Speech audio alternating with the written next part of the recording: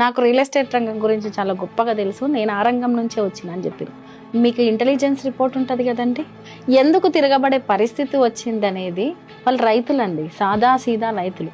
ఒకరు ఉసిగొల్పుతనో ఒకరు రెచ్చగొడితేనో రోడ్ల మీదకి వచ్చేవాళ్ళు కాదు. మీ అల్లుళ్ళకు ఫార్మా కంపెనీ, మీ అల్లుళ్ళ ఫార్మా కంపెనీలకు కట్టబెట్టడానికే ఈరోజు పేదల భూములు లాక్కుంటున్నారు. 1 ఎకరా 2 ఎకరాలు 3 ఎకరాల జీవనాధారం చేసుకొని వ్యవసాయం చేస్తూ సాగిస్తున్న భూముల్ని ఈరోజు మీరు ఇష్టం వచ్చినట్టు మీ ఇష్టం వచ్చిన వాళ్ళకి కట్టబెడతామంటే ఎవరు ఊరుకుంటారండి ప్రజలు? ఇది ఏదో బీఆర్ఎస్ పార్టీ క్వశ్చన్ చేయాల్సిన అవసరం లేదు. ప్రజలు కడుపు మండి బయటకు వస్తున్నారు. అక్కడ మీరు అధికారులను బలి చేస్తున్నారు, ప్రజలు వ్యతిరేకిస్తున్నారని చెప్పి మీకు రిపోర్ట్ ఇస్తారు.